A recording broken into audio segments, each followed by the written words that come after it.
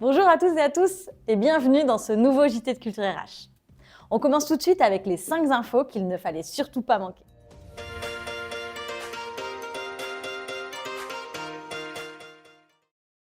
Je vous propose un sujet de droit social autour de l'arrêt maladie. Jusqu'ici, les salariés du secteur privé en France attendent 3 jours avant d'être indemnisés par la sécurité sociale en cas d'arrêt maladie. Dans une optique d'économie, nous venons d'apprendre que le gouvernement penserait à étendre ce délai de carence à 5, 6, voire 7 jours. Mais l'augmentation des jours de carence pourrait coûter cher aux entreprises. Éric Chevet, de la CPME, prédit des factures salées en cotisation de prévoyance. Le patronat préférerait donc des jours de carence d'ordre public, non compensables par l'employeur, ni par la sécurité sociale, ni par l'assurance maladie, comme c'est le cas aujourd'hui pour un grand nombre de salariés. Si le nombre de jours de carence augmente, les charges pour les entreprises monteront aussi. Affaire à suivre de très près donc. Nous allons maintenant essayer de répondre à une question assez intéressante. Comment être un homme féministe au travail ?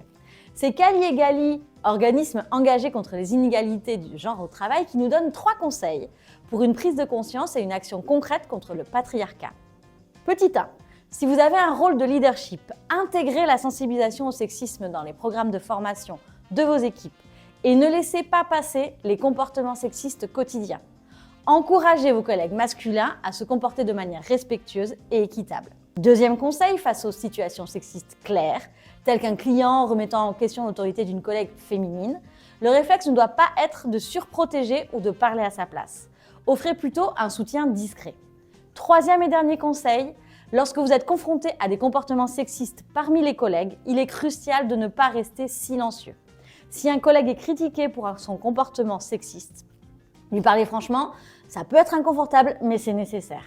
Utilisez votre influence en tant qu'homme pour promouvoir un changement positif. Parlons maintenant formation. Saviez-vous qu'à partir du 1er mai 2024, les utilisateurs du compte professionnel de formation, le CPF, devront contribuer financièrement à hauteur de 100 € pour chaque formation suivie. Cette nouvelle mesure, décidée par le gouvernement, a été conçue dans le but d'économiser 375 millions d'euros. Elle s'inscrit dans une série de réformes visant à rationaliser les dépenses liées à la formation professionnelle.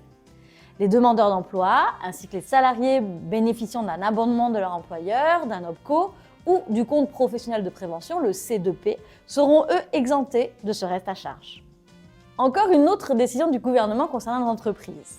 Dans un projet de décret, ce dernier prévoit de supprimer totalement la prime de 6 000 € maximum pour toute embauche en contrat de professionnalisation des jeunes de moins de 30 ans, et ce dès le 1er mai. S'en prendre aux formations en alternance n'est pas une bonne idée selon la CPME. L'organisation patronale estime qu'arrêter les aides est une véritable erreur à un moment où la conjoncture se tend et où le chômage des jeunes risque de remonter. Le décret ne prévoit pas en revanche de supprimer l'aide au recrutement d'apprentis en contrat d'apprentissage. Intéressons-nous au JO 2024 pour terminer ces actualités du mois. Cet événement mondial qui commence dans moins de 100 jours pourrait être une excellente occasion pour les entreprises d'aider leurs collaborateurs à se mettre au sport et d'améliorer donc la santé au travail. En effet, les résultats d'une étude menée par l'Université de Toulouse soulignent les bénéfices de seulement 5 minutes d'activité physique par jour. Ces pratiques de 5 minutes quotidiennes pourraient réduire les accidents du travail de manière significative, divisant le taux par 3,6 en 15 mois. Alors, chaussons tous nos baskets et mettons-nous tous à bouger plus au travail. Passons maintenant aux chiffres du mois.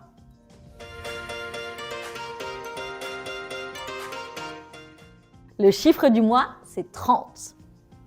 30, c'est le pourcentage de jeunes qui ne veulent pas du tout de seniors dans leur entreprise.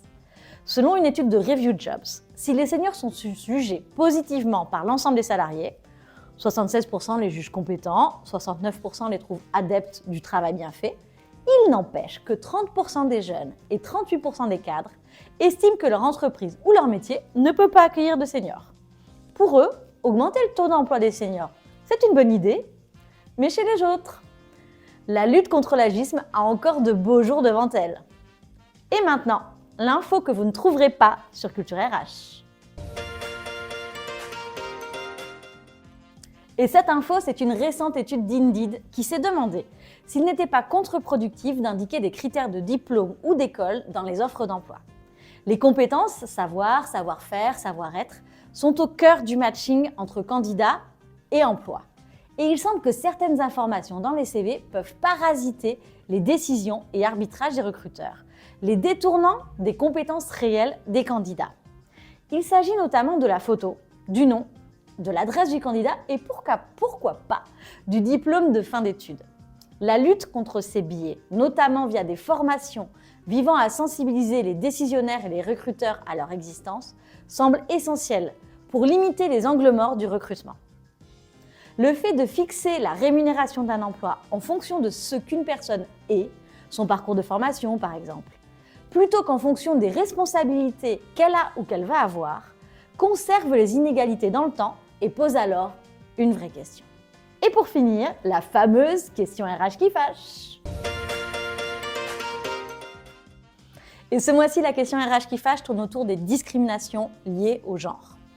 Les entreprises sont de plus en plus nombreuses à utiliser les thématiques féministes dans leur communication. Mais au-delà des simples discours, est-ce que lutter contre la discrimination de genre est un vrai sujet pour les entreprises en 2024 ? S'en donnent-ils vraiment les moyens ? Ou est-ce que ça ne serait pas encore un stratagème pour améliorer l'image de faire ce qu'on appelle du woman washing ? Pour en parler, nous accueillons Claire Engrand, fondatrice de Cali et Gali et formatrice militante sur la lutte contre le sexisme en entreprise. Bonjour Claire. Qu'est-ce qu'une discrimination en entreprise ? Et comment peut-on définir la frontière entre une blague, de l'humour et du sexisme en milieu professionnel ? Comment identifier ce qui est du sexisme de ce qui ne l'est pas ? Bonjour Adeline, eh bien en effet c'est un vrai sujet qui est un sujet d'une certaine ampleur parce qu'il faut savoir quand même que 80% des femmes sont régulièrement victimes de ce qu'on appelle des agissements sexistes en entreprise. La question de la frontière entre ce qui est du sexisme et ce qui ne l'est pas, est particulièrement importante parce qu'en fait, il y a énormément de comportements qui sont banalisés, donc qui sont finalement des agissements sexistes, mais qu'on utilise au quotidien et qu'on ne voit pas comme sexistes. Donc les blagues sexistes font partie de ce que le Code du travail définit comme des agissements sexistes. Donc les agissements sexistes, c'est les propos ou les comportements qui contribuent à créer une atmosphère qui peut être humiliante, hostile, voire dévalorisante pour les femmes et les minorités de genre. Alors, comment reconnaître ces comportements ? Eh ben, c'est des comportements qui reposent sur des stéréotypes de genre et qui enferment en fait les femmes dans des rôles sociaux de genre qu'on attribue aux femmes. Ça va être toutes les blagues autour de la vaisselle, d'être aigri quand on a ses règles, de ne pas savoir conduire, etc.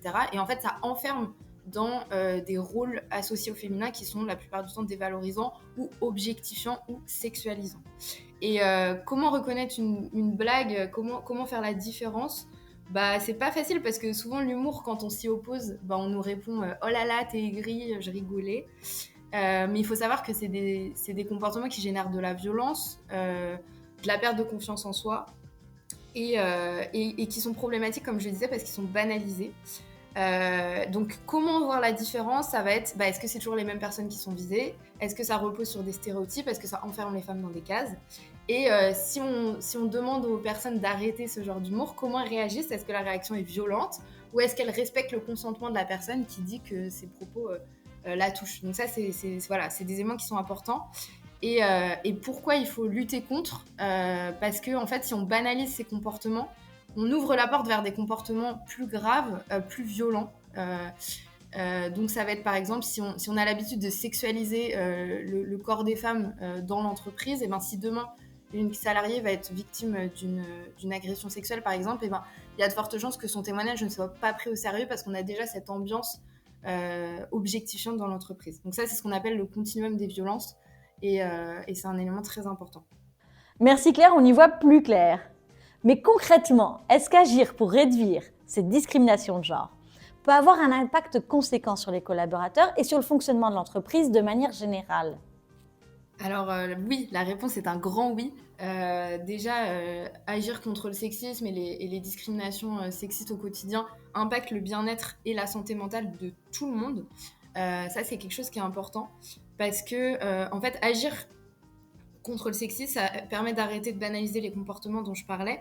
Et en fait, ces comportements, l'arrêt de ces comportements a un impact bénéfique sur tous les collaborateurs et collaboratrices, peu importe leur genre. Ça va améliorer en fait l'atmosphère potentiellement hostile qui peut exister. Et ça peut permettre aussi d'ouvrir la parole en luttant contre la banalisation d'autres oppressions, comme les LGBT-phobies, le racisme, etc. Donc c'est toujours bénéfique pour la santé mentale et le bien-être de tous. Ça a aussi un impact sur la fidélisation des équipes, sur la confiance.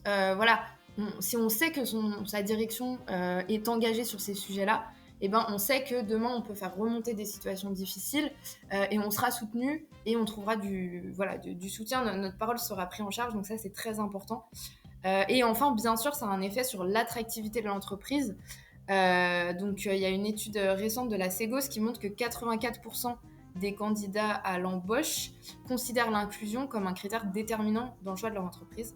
Et on monte à 100% pour les moins de 24 ans sur ces sujets-là. Donc c'est vraiment, il y a de plus en plus de personnes qui vont se renseigner si une entreprise prend au sérieux la lutte contre le sexisme et contre d'autres discriminations avant de postuler dans une entreprise. Donc, on voit que les entreprises peuvent agir. Mais quelles actions concrètes les professionnels RH peuvent-elles mettre en place pour réduire ces discriminations et par extension les inégalités de genre? Alors, les RH ont des actions très concrètes qu'ils et elles peuvent mettre en place et ça commence notamment par la formation, qui est un sujet profondément RH. L'idée, c'est d'avoir un plan de formation annuel que dans le plan de formation annuel, la question de la lutte contre le sexisme et sa place soit un sujet à part entière.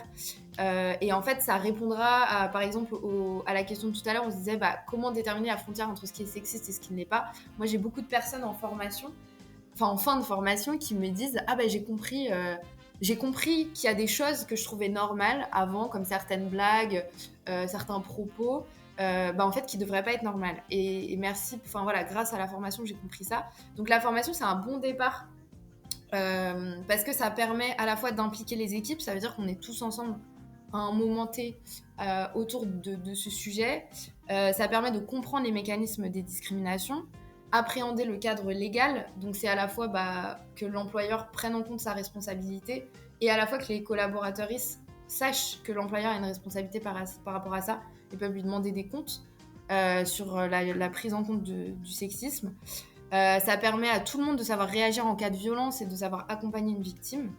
Et en fait, c'est une première étape parce qu'après, ça va faire émerger des actions, un plan d'action sur les différents aspects de l'entreprise. Et du coup, en tant que RH, on a la responsabilité de former ces équipes. Et ensuite, suite aux formations, des fois, il y a des personnes qui vont avoir envie d'aller plus loin. On peut faire un aménagement des missions pour avoir des référents sur ces sujets-là qui vont ensuite porter des protocoles, porter des plans d'action qui soient cohérents par rapport aux besoins de l'entreprise. Si on a une entreprise qui accueille du public, il va falloir faire attention à ne pas véhiculer du sexisme auprès du public. Il va falloir avoir un protocole dans tous les cas, peu importe quelle entreprise on est, un protocole de gestion des violences sexistes et sexuelles, contrôler les écarts de salaire, les réduire s'il y en a par rapport au genre. Voilà, il y a plein d'actions à mettre en place, mais la formation en tant que RH reste la première étape. Merci beaucoup Claire pour cet éclairage sur le sexisme en entreprise. Espérons que les choses bougent un peu plus à l'avenir. Et c'est la fin de notre JT de Culture RH. Merci de nous avoir suivis. Restez connectés à Culture RH pour toujours plus d'actu et on se retrouve le mois prochain.